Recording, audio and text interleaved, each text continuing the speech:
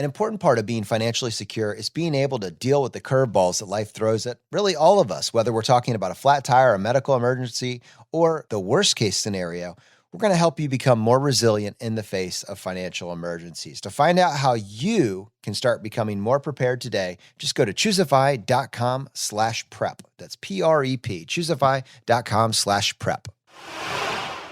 All right, everyone, on today's episode, bold moves, die with zero, and inflation. What's all the hoopla about? Welcome to the ultimate crowdsourced personal finance show. This is ChooseFI. You're listening to ChooseFI Radio. The blueprint for financial independence lives here.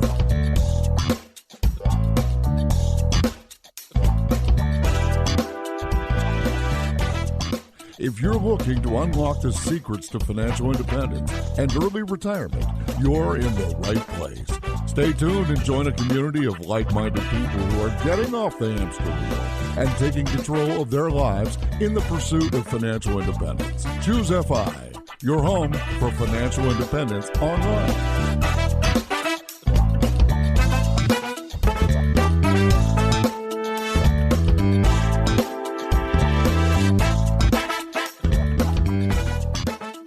Welcome back. Very excited to dive into this week's episode. And to help me with this, I have my co-host Brad here with me today. How you doing, buddy? Hey, Jonathan. I am doing quite well. Yeah, what's going on by you?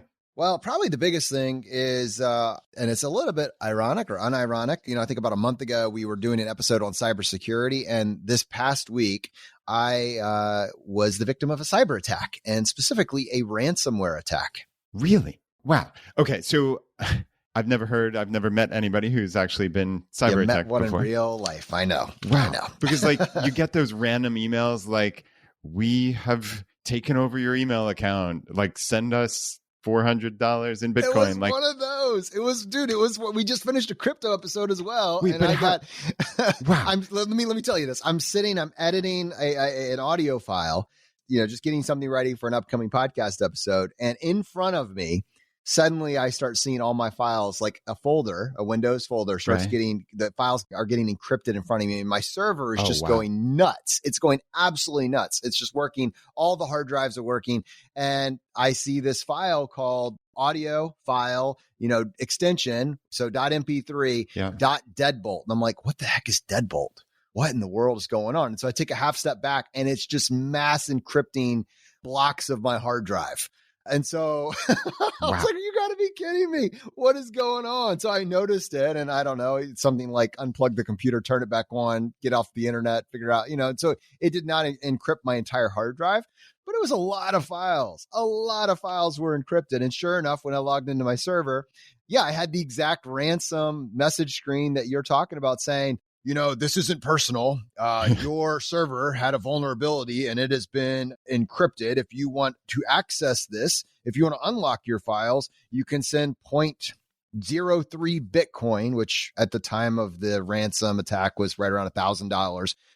Is it 0.03? I think it's 0.03. Right. Yep. 0.03 Bitcoin to this address, and we'll give you the key to unlock it. I was like, oh my goodness. Holy cow. So, you can't pay these terrorists. You can't pay them, or else I just get, so I'm trying to figure out, do an assessment of how bad the damage is. And I'm making that assessment, lesson learned to everybody. Get your stuff offline, take cybersecurity seriously, have backups. That's really the biggest protection. Yeah.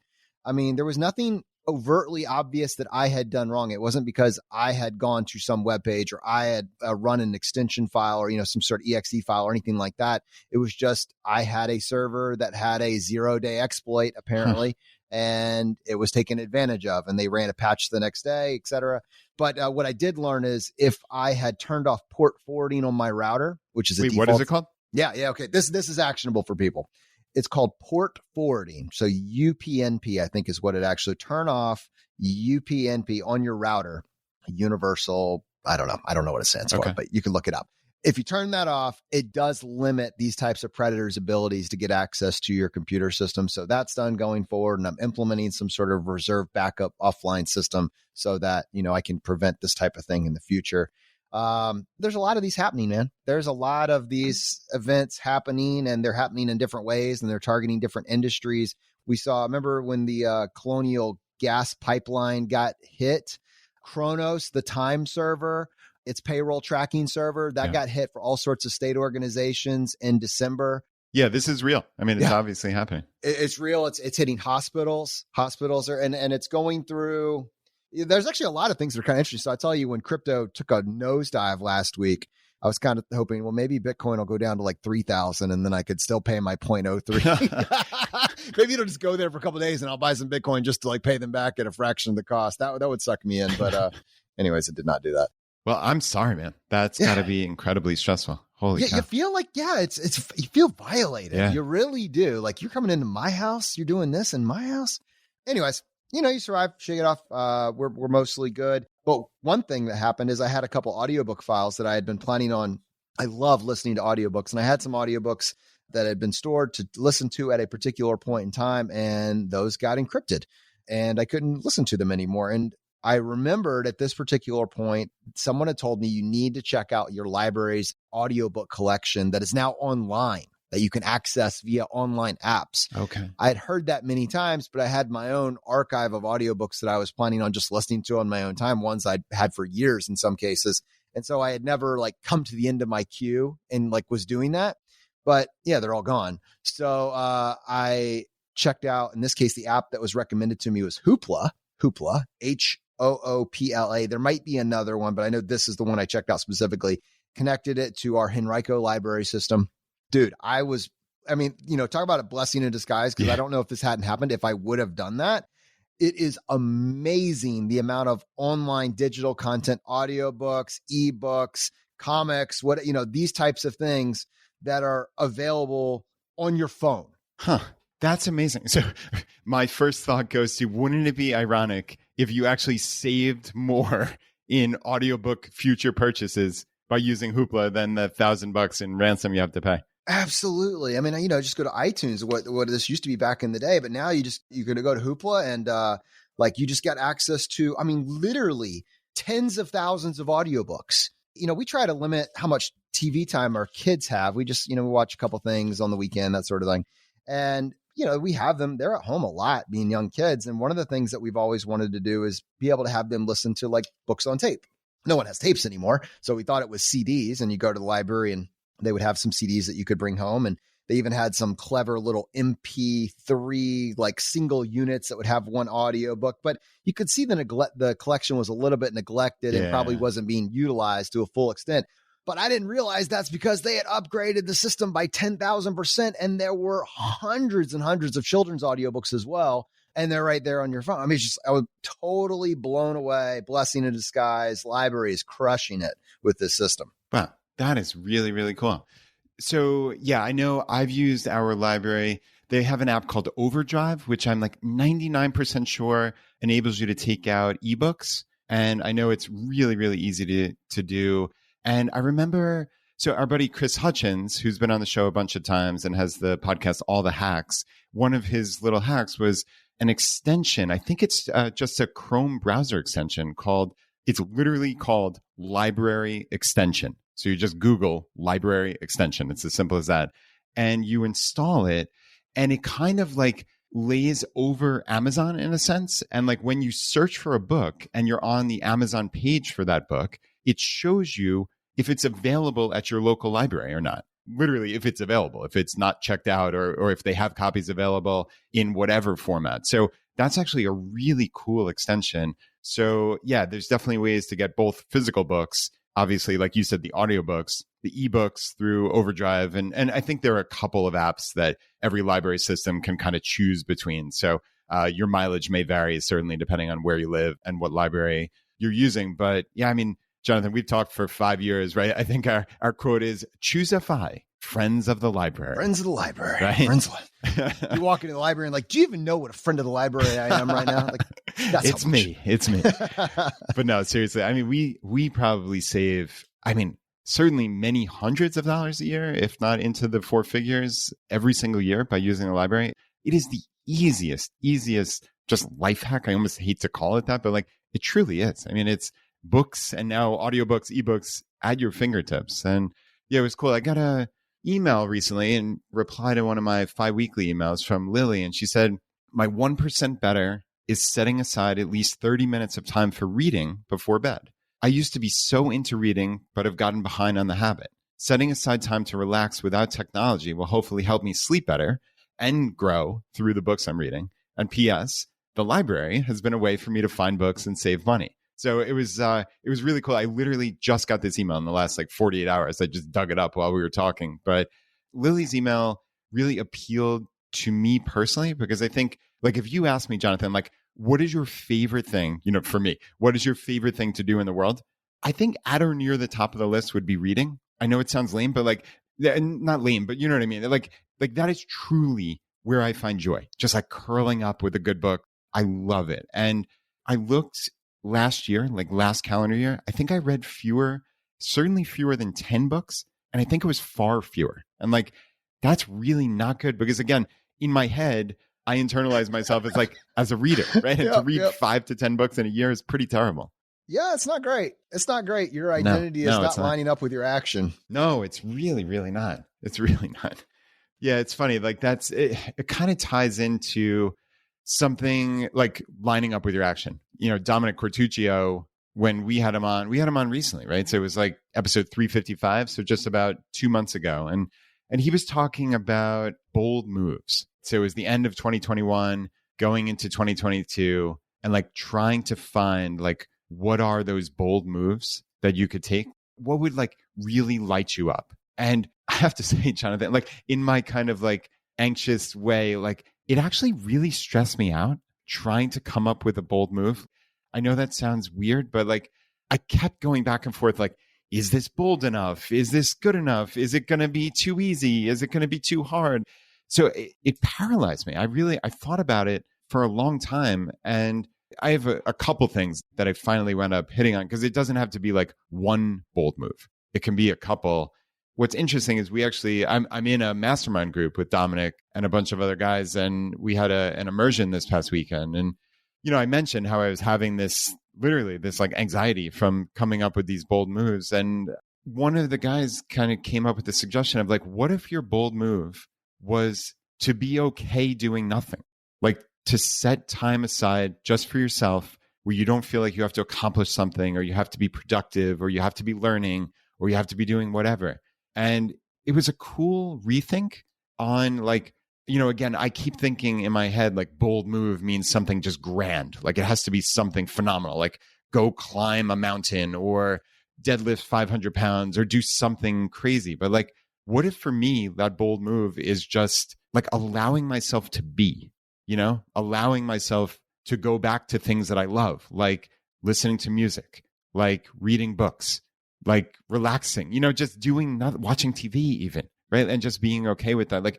It's interesting. I've been on this, even though I think I've mellowed over the last decade, a significant amount, and certainly on the path to FI, there's still always that goal or that striving for something, or, and it's interesting. I'm always looking for these rethinks in life. And I think FI is a rethink for a lot of people. And this was one of those for me. So I don't know if there's anything here that's really worth talking about all that much, unless you find it super interesting. But I thought it was pretty cool. And it's definitely been an eye-opener for me. Well, I do think being okay with doing nothing is very provocative in its own way. And I think it's probably an idea that deserves to be fleshed out a little bit more. You kind of went down a couple different directions. For instance, when we say doing nothing, I think there is a nervous energy that always gets us to sign up for the next thing, be all things to all people, make sure that we always have an activity, and we assume, we align busyness with identity, with productivity, with all these positive attributes. And we're terrified that we're going to be left alone with our own thoughts.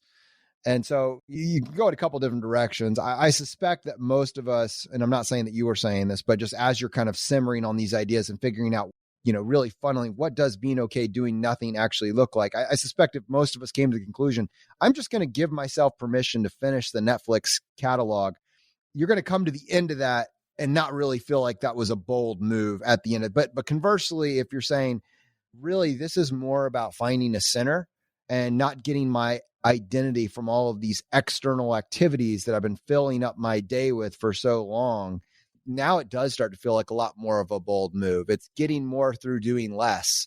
And that's very intriguing to me. as opposed to philosophically watching more TV like an aspirational goal, which there's nothing redeeming on TV ever. Like it's guaranteed. I do watch a lot of TV. I watch too much TV. There's no universe where I can pivot that into a positive. No, and I think you hit on the really essential point there, right? It's like being okay with less, right? And sometimes you get more from that less.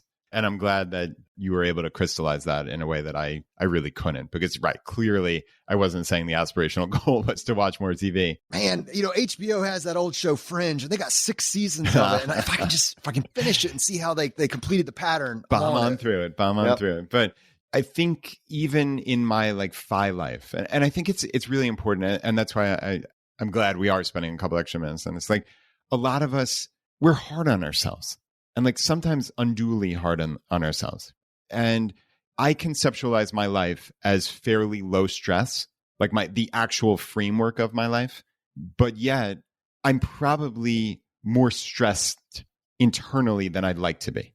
And I think, again, as part of this mastermind, something we're doing is this little health coaching. And, this is but one stat, and I'm certainly not changing my life based on it. But one of the things is heart rate variability. And mine is dramatically lower than myself or my doctor would have expected, which actually suggests that and I'm not a doctor, and I'm not you don't qualified. Play one on TV.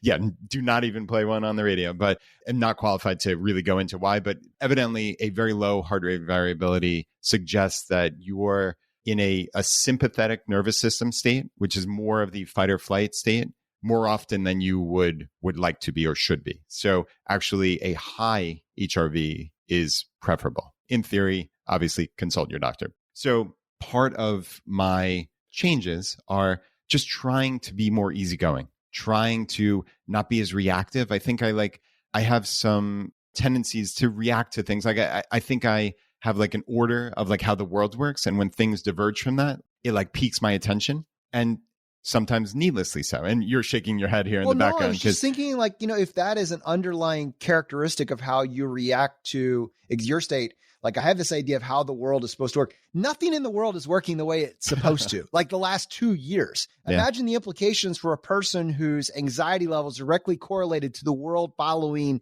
a predictable series of patterns. Right. And then imagine billions of people like that, right? Right. Yeah, I can see, I do think there's probably a lot of us that are carrying around, regardless of whether that's a core characteristic of your being, all of us recognize that things are not perfect. And we all want to get back to some version of normal. And the world has been very stubborn in resisting our efforts. And so what does that do to you if you keep carrying all that? I mean, I can see there's implications for that. And then just recognizing that, is that the first step to, all right, I can't fix the whole world. How do I recalibrate? Yeah. And like you said, that key word is recognizing, right? And I think a lot of us can recognize different habits and tendencies that we have that are serving us exceptionally well, and some that aren't. And I think it's always good, in this case, I probably, if with some reflection, could have figured this out, but I probably wouldn't have without that external, this test in this case, right? Or tracking. So it is really interesting to become aware of that. And like you said, this is probably afflicting a lot of us based on, the last 24 months of our lives. And certainly if it's inherent in you. So yeah, I mean, I think, then I'm just looking for ways to relax more, not be as reactive, maybe meditate more, maybe whatever, right? And it's interesting. And, one of the things that I actually was trying to do, which kind of ties into more of that bold move kind of concept, is think about my health holistically and think about my health in terms of a 50-year timeline.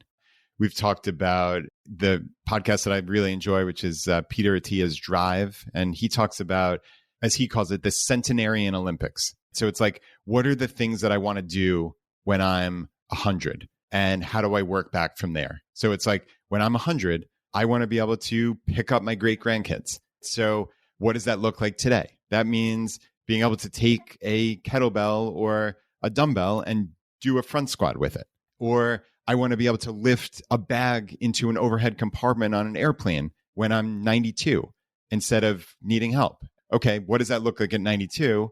How do I work back to doing that at my current age of 42? And it's a cool, again, it's a rethink. It's a rethink on, okay, I don't care about going to the gym and, like I said before, deadlifting 500 pounds or something like that. Like, I don't really care about that, but I care about being healthy for my entire life. So I know I've mentioned he was a guest, Jersey Gregorick, on the Tim Ferriss podcast. And actually, yeah, the quote that I always say, it's hard choices, easy life, easy choices, hard life. And that's the quote that Jersey said on Tim's show way back when.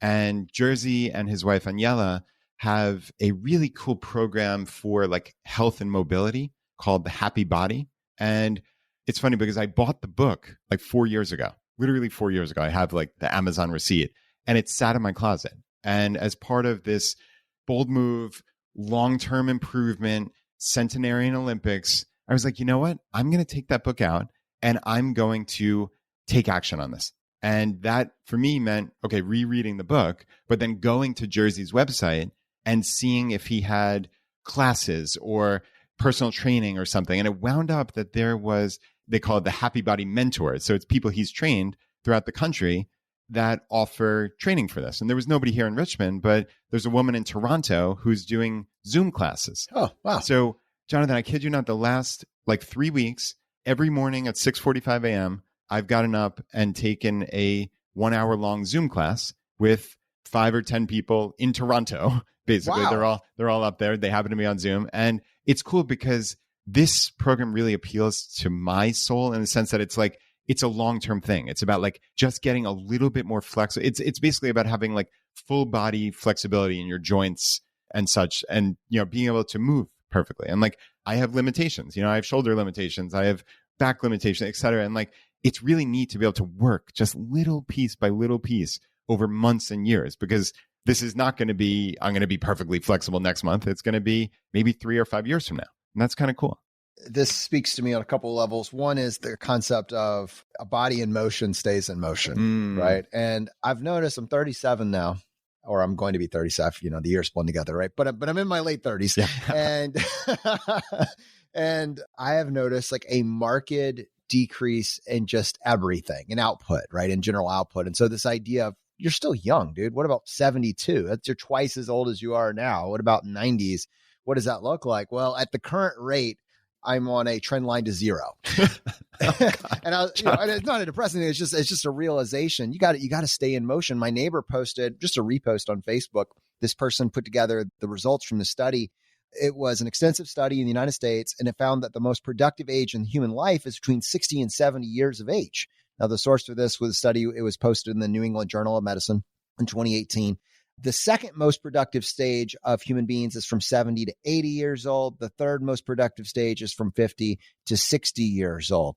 The average age of Nobel Prize winners is 62 years old. The average age of presidents of prominent companies in the world is 63. The average age of pastors of the 100 largest churches in the United States is 71. And if you were to just pull all of this, the best years of your life have the potential to be in between 60 to 80 years old. And there's a couple aspects just from a FI perspective that they're very intriguing to me. One is that so many people in life basically mark off this 40-year work, window to just moving up the corporate ladder, saving enough for retirement, paying off their student loan debt. Let's be realistic in many of these cases. And then suddenly in the modern era that we're in, now suddenly 50, 60, 70, and 80 are unlocked. So one, recognize that does not have to be the case. But then two, you have nothing but advantages going into what for most people are the most productive years of their life. And are we living in a life now that will allow us to enjoy that? A body in motion stays in motion. A body taken care of is much easier to maintain than a body whose health is trying to be recovered after 50 years of abuse. This is a mindset that's very important for us to have. And I am a huge, huge believer that we don't talk about preventative medicine. We don't talk about preserving health. We talk about treating health that has been neglected and recovering from disease states. But we don't talk about the inputs that we can, the forces that we can affect right now to preserve our health. Yeah, I love that. And certainly long-term mindset is something that is deeply ingrained in people following the path to FI. As you and I think about FI, like if this were just the nuts and bolts of money, right? This show would have been 8 to 10 episodes. That part gets pretty old, right? Because it's fundamentally simple. But as we look at it, and look at what we talked about the first 25 minutes of this episode, right? We're talking about anxiety and reading books and getting better and all the, the happy body. Like, this is not a distraction from FI. This is what we're doing here, right? It's about living a better life. And that means having the space to be able to think about this, to be able to focus on the things that actually matter to you, right? Your health, your relationships, how you spend your time. And as we always say here, when you have your money sorted out, when you have some freedom financially, some freedom, whatever that means to you, you have the space to then worry, to spend time thinking. And, worrying is probably the wrong word, but to spend time thinking about these really important things. Contemplating, Brad. Yes, contemplating. That's contemplation. If that's a word you stumble into and you have more time with your own thoughts. Hey, this is Andrew from the ChooseFI team. I hope you're enjoying the show. We're going to get right back to it after these quick messages. Look, I get it. Investing is scary. It's frustrating. It just doesn't feel intuitive. Maybe your broker is clunky, old school, tedious, even worse, they're expensive. If you feel that way, check out our friends at M1 Finance. M1 is the perfect tool to make it simple to reach your financial goals. With M1, you set your investing strategy, then you automate it with just a few clicks so you can build your wealth without lifting a finger. Okay, one finger, but that's it.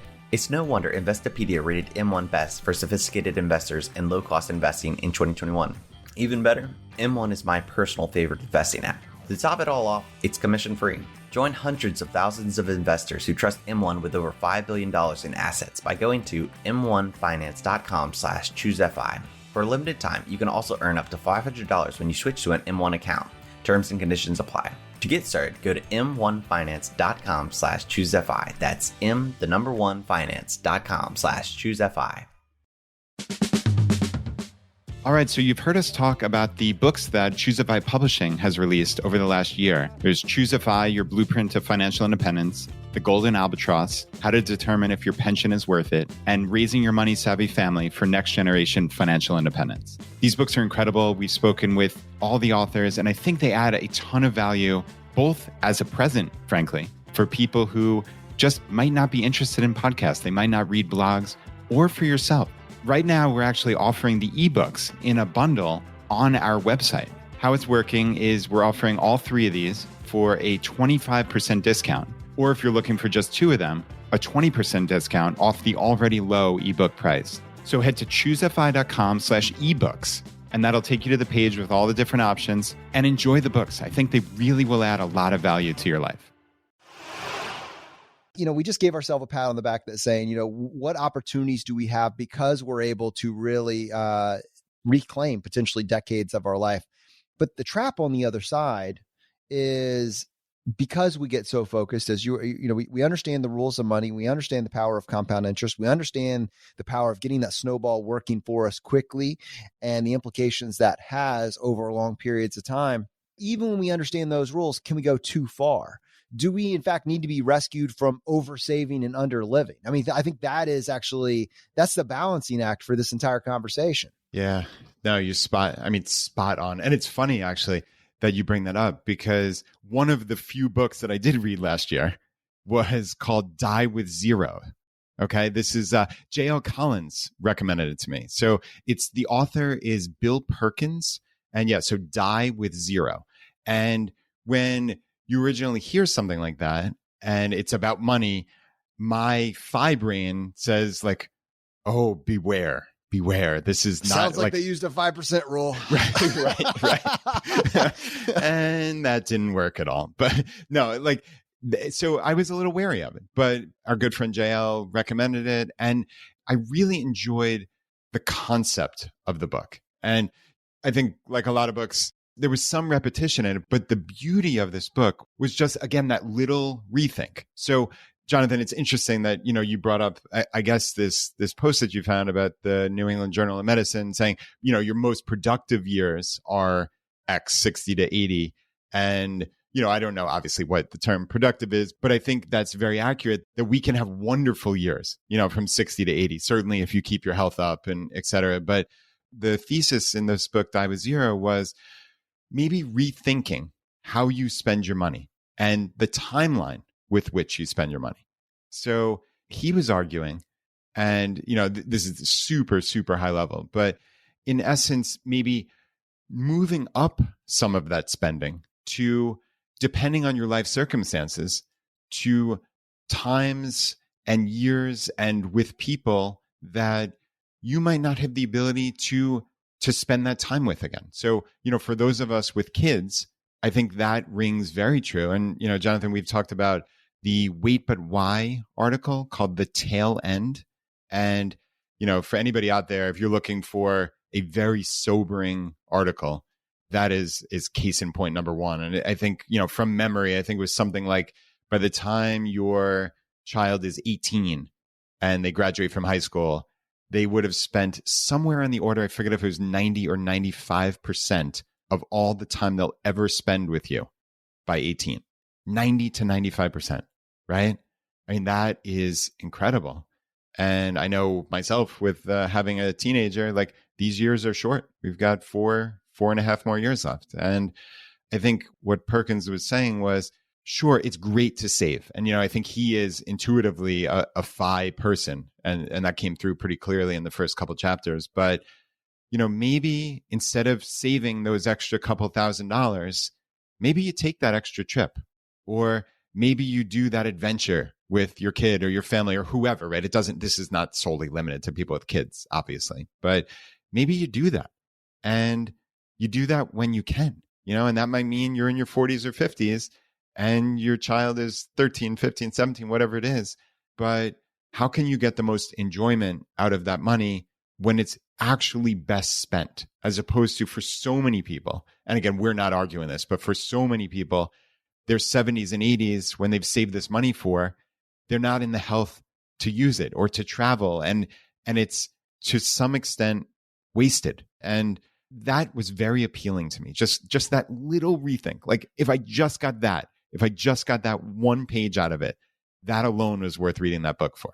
I love the philosophy. I wonder if maybe it's, not extreme enough. Like, it could be expanded by questioning kind of, I would say all of us are in this long funnel on what the normal life actually looks like. So for instance, we are the first, 12, 13, 14 years of our life are spent how to be a good kid, how to be a good young adult, how to, be responsible inside of society. Basically adulting. We're learning the basics of adulting, surviving in this world. So then, you get into the ages of maybe like 15 through 22, and now we're in pursuit of a career in some capacity, higher learning, learning some sort of a career, incurring student loan debt the entire way. And then, you from 22 to 32, we're in the career, we're starting out, but we're also saddled by student loan debt. So we're probably, even if we're being aggressive, fiscally responsible, from 22 to 32, we're paying off aggressively our debt. Many people are just making payments. We're just added one payment onto the next one. At some point now, you're starting to consider, these big adult purchases that you could finally afford. You're getting that home, you're maybe getting your first new car, you're forming your family unit. These are all things that are happening inside of your 30s. And then, maybe over the next decade, maybe around like 45, 55, all those things that did make up a large percentage of our income. We've paid off the car after 5 years, but now we have kids. And so a large part of our energy, our time, and our money is going to maybe saving for the kids' education to prepare them for the exact thing that we just came through. And then now at the age of 55, maybe the home's paid off, the kids' college fund has been saved for. We realize that we are now woefully behind on our retirement plans. And we, from 55 to 65, we start massively throwing everything we can at retirement. Then at 65, all right, how are we doing? Let's talk to an advisor, see where we're at. Did we make the right moves to get here? This is a variety. You're throwing one size fits all, but it is probably the picture that the masses fit into. And so die with zero is kind of like, it's marginal. It's marginal spending, extra a little bit here and there. I would go so far as to say, let's question the entire paradigm. The entire paradigm. Can we move everything back sooner? What part of this, all of us have just incurred massive amounts of debt, massive amounts of payment throughout our entire life. And we're propagating that as the norm for the next generation. And I'm wondering even now, I paid off the $160 some odd $1,000 of student loan debt.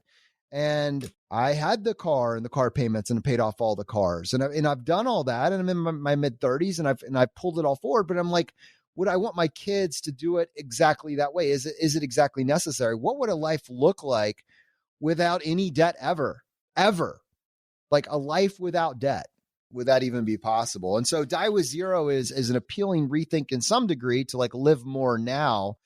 But I'm kind of even wondering what I think is the greatest strength of the financial independence community generally is that all of us have, even when we were doing this exercise, we start with what does your life actually cost? Yes, we try to earn more. Yes, we try to do better with our investments, but we have a structural foundation of understanding what you can control with regards to your life expenses and what the implications are on like how much you need to be able to fund that for the rest of time. And talking about the world not working perfectly, Brad, this is actually something that's been sitting with me now.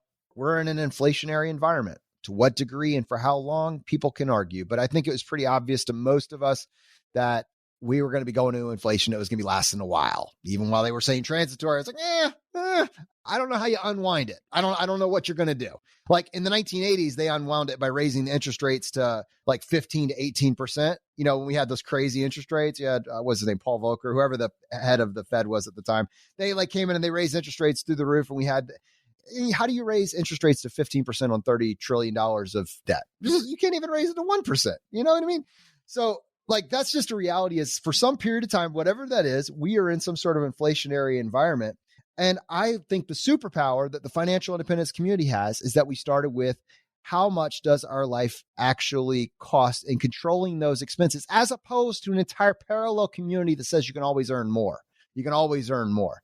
Our savings rate has always been our superpower. And it's what allows us to buffer periods, potentially long, extended periods of time that we're going through right now. We don't know if it's long, but it's been 2 years, and I know the bananas were 69 cents for organic bananas at Wegmans when they were 39 cents or 49 cents a year ago. So these are not just like artificial numbers. These are numbers that we're seeing in the grocery store. When we go get groceries, we know our grocery bill is up. I'd love to see someone that's tracking it down to the penny that could report like what is that? What are you, the exact percentage, the exact one, right? We have, it's 2% month over, it's 7%. Okay. Well, how much more is your grocery bill?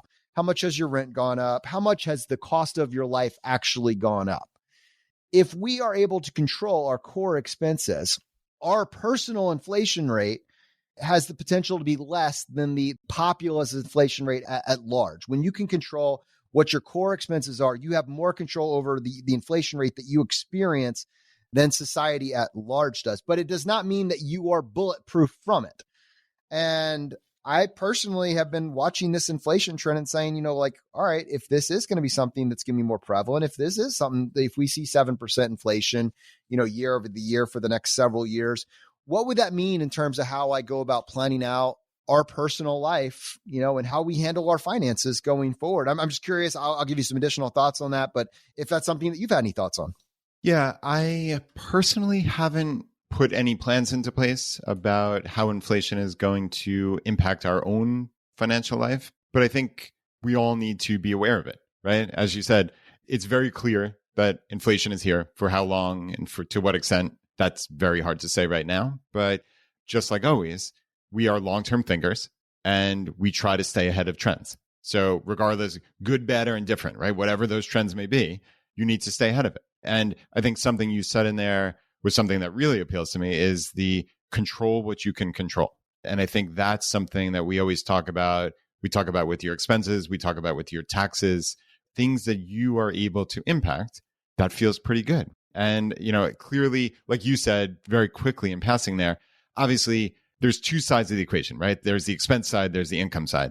And by no means are we arguing now or ever that the expense side is always the way to go, that you should not worry about income. Obviously, we're not saying that at all. But Jonathan, to your point, and what we've always said is the low-hanging fruit and the easier things to make changes on, especially when you're first into the FI community, it's your expenses, obviously. Like there are easy ways to make changes and to get those little wins snowballing. So again, that's control what you can control. So yeah, from a conceptual standpoint, Jonathan, I'm totally with you.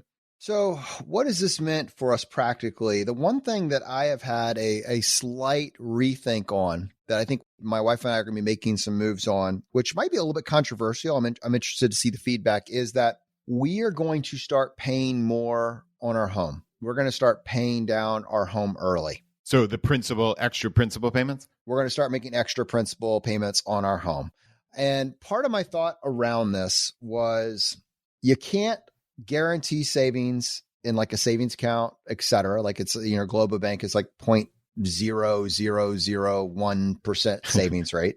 So there are some interesting options out there. One of the most compelling, Brad, I'll let you interject this here, was, and we mentioned this on a recent episode, but I think it's probably keep emphasizing it, the I-bonds. I-bonds can provide a really cool interest rate. And I know you had an opportunity to look into a little of the nuance. I'd love for you to share what that interest rate is and what the nuance is around that here. Yeah, I think currently, and this is a program literally through the federal government. So these are, as opposed to like the old like Series EE bonds, they're Series I bonds. And it's regarding the inflation rate. That's where the I comes from. And yeah, I think there is always some nuance to everything, right? So there's some like ability to put extra money in if there's like a tax refund or something, but that's kind of outside the scope of this. But in essence, every person can put, so like my wife and I can each put in $10,000 per calendar year. So we actually each put in $10,000 at the end of 2021. And I think they redo the interest rate every 6 months. So it's guaranteed for the subsequent 6 months once it's set. I think it was either 7.1 or 7.12 or somewhere right in the vicinity of that, a little north of 7% was the most recent interest rate. And yeah, that's guaranteed for 6 months. And there's some like tiny little nuance of like, if you pull the money out early, you forego the last 3 months of interest or some such, but it's pretty accessible. I wouldn't use this necessarily as like, hey, I'm getting a mortgage next year, I'm going to put my down payment in it, because there are these kind of little clawbacks of some of the interest. But for people who are looking to put some money away, it's a reasonably attractive option that, again, you can't guarantee that interest rate forever going forward. But if you believe we're going to stay in an inflationary environment, there's a decent to good chance that 7% is going to hold, if not go up potentially. Right. So let me break this down because I didn't express my thoughts in the most organized way there. I'll try to do a better job this second pass. So one is, where are, emergency fund type savings going? And I am not going to have those in the stock market at this particular point in time. If you need it in a shorter time frame, I would look towards something like that personally. And if, and I might diversify over a couple different options, some riskier than others, but I-bond seemed like that is a really cool opportunity that is available right now. And those clawbacks are pretty relatively generous. So definitely look into it before using it, but it's a pretty compelling offer. The other one, and going back to the mortgage again there, I had the thought that we would just let the mortgage run in parallel to our long-term investment strategy. And at the end of some sort of 45-year window, we would just make the choice to, pay off the mortgage in full before exiting income streams. Now, my thought is that control what you can control. When your life just doesn't cost anything, it is a bastion of fortitude for just what comes in the future, uncertainty in the future. And so it is taking a, slightly more balanced approach. And it is, my family's going to be making extra payments to pay down the principal a little bit more quickly, just because, if you get rid of $1,000 mortgage, your life costs $1,000 less. And here's the thing. If you're living in an inflationary environment, that's great if your income is inflating in excess of the inflation of what your core expenses are, right? So like if you're making 10%, 15%, or if your investments are going up 10, 15% and inflation's at 7%, then great, you're winning. But if your income is not, if you're getting 1%, 2% or no raises, and your grocery bill and your heating bill and your expenses on energy are going up dramatically, it's actually eating into the difference, eating into the margin, in which case, owing less in principal, owing less balance on your mortgage is actually a real blessing. And so, you don't know which way that's going to go, but for us, it made sense just to start putting a little bit extra towards paying down our mortgage. Yeah, that is super interesting. So, right, you said in the last minute or so, I think was really the crux of it. This isn't necessarily a math calculation for you. This is like a security issue. This is a safety issue. You said being bulletproof, right? Being anti-fragile, maybe another way of looking at it. Anti-fragile, yeah, I like that. because it goes back to that die with zero. Like you need enough. I feel a responsibility to make sure that I'm going to have a nest egg that will last for the rest of life, not to win and be the richest FI personality on the planet. Like I have no responsibility to anyone to hit some sort of net worth calculation. What I do have to do is I need to understand the math, understand the outputs and the inputs, and give ourselves the best chance of success over time. And success does not look like having the greatest net worth at the end. It looks like security. Right. Success is how each person defines it, right? Which is very, very cool. And that is, again, this is very personal. And yeah, I actually just pulled up a quote from that book. Well, one of the key takeaways was there's no prize for being the richest person in the cemetery, which is an interesting way of putting it. But the quote from the author is, you should be focusing on maximizing your life enjoyment rather than on maximizing your wealth. Those are two very different goals. Money is just a means to an end. Having money helps you to achieve the more important goal of enjoying your life. But trying to maximize money actually gets in the way of achieving the more important goal, which just an interesting quote. It's not exactly pertinent to precisely what you're saying, but it is interesting. So the one thing, when you asked me a couple of minutes ago, like, have I considered inflation at all? The one thing that's been running through the back of my mind is quite literally the exact opposite response to how you're approaching the paying down mortgage. And this is what's so cool. Like, this is not like I disagree with you. Like, it's nothing like that, because I totally understand your point of security, controlling what you can control, not having debt. Like, all of that makes perfect sense to me. But like, my mind was kind of running the math and saying like, well, damn, if there is going to be inflation, and there's going to be inflation for a decent period of time, whatever that may be, years, I have no idea, but years or decades, right? Like, just playing that out as like an interesting math scenario, not like a forecasting, but just a math scenario. It's like, oh, wow, like I have locked in my mortgage at this tiny little interest rate, this small amount of money, which would, again, in that scenario where we have 7+% inflation or higher for a long period of time, like my mortgage balance is going to be inflated away. Like, it's going to be a joke 20 years from now. So like, that's how I was thinking of it. Is like, that is the one positive side of inflation, is like locking in debt at a super low interest rate for 30 years. Like, that's a bonanza. Yeah, it just requires faith that inflation is going to work for your investments and for the general health of society at large. So yeah, I'm not making a judgment on how much there's some underlying assumptions in there, which I agree with if you get that outcome. Like, obviously, if I could just make 20% in the market guaranteed year over year over year. Clearly, in case there was some doubt, that was a thought experiment merely about. No, and it's not even a criticism. That is the thought experiment. It is like, which one of those scenarios? And we're like, well, we just don't know. Okay, we just don't know. It could go either way. It could go in a third way that isn't mentioned. Gosh, have you seen like the professional prognosticators putting their predictions up? I try to avoid that at all costs. It's like they're going out of their way just to be wrong. We don't have a clue. I don't get paid enough to guess wrong, but I guarantee, guys, to tell you, based on what I'm seeing with this technical analysis, the market is either going to go up from here, or we might go sideways for a little bit, or it could go down. Either way, I promise you I'll be right. That's basically all professional prognostication, technical analysis, like in a nutshell. I'm going on break. No clue. Yeah. But that's why we control what we can control. Control right? what you control. And we do what works for our lives. And I think you and I have illustrated that really well here, right? Is that like, we need to think through it. We need to think through what's important for us. We need to think through what'll help us sleep well at night, how we want to get the most enjoyment out of our lives, how we want to spend our money, right? And you need to come up with some plan. And you have to also be aware that that plan is going to change, right? If you think that plan is going to stay steady for the next 60 years, I'm here to tell you it's not. It just simply isn't. That's not the way the world works. So you need to have an agile mind, and you need to stay aware of things that are changing, and you need to be ready to make changes as you see fit. And that's one of the really cool parts about living, is things don't stay static. Things are changing all the time, and you can stick your head in the sand, or you can continue to think and grow and learn and adapt and enjoy. That's perfect, man. And I love you brought up anti-fragile. I know Nassim Taleb talked about that, but also Brian, the author of Why Does the Stock Market Go Up? Everybody should check that out. Brian Feraldi, right? Brian Feraldi. He actually has been trying to work on putting together an anti-fragile score.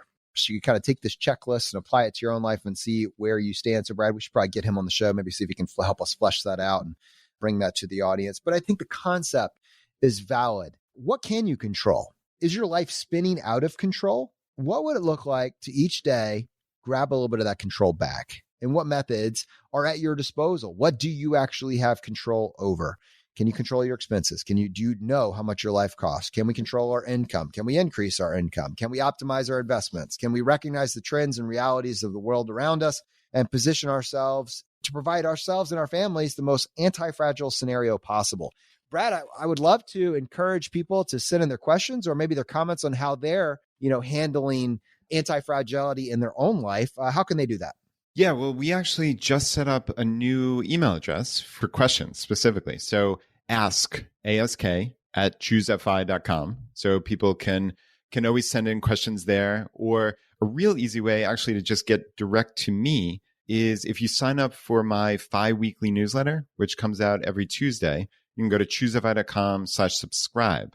So every single week, I ask for your feedback. I ask for the actions you've taken that have made your life better. And you just literally hit reply to that email. And I read every single one of those emails. So that is really the easiest way to get directly to me. But if you have a specific question that you might want us to tackle, like on the podcast or on the website, that ask at ChooseFI.com is a good way. So yeah, really, we got two good options there. All right, my friends. Hope you got value from today's episode. Like, comment, subscribe, share. We'll see you next time as we continue to go down the road less traveled.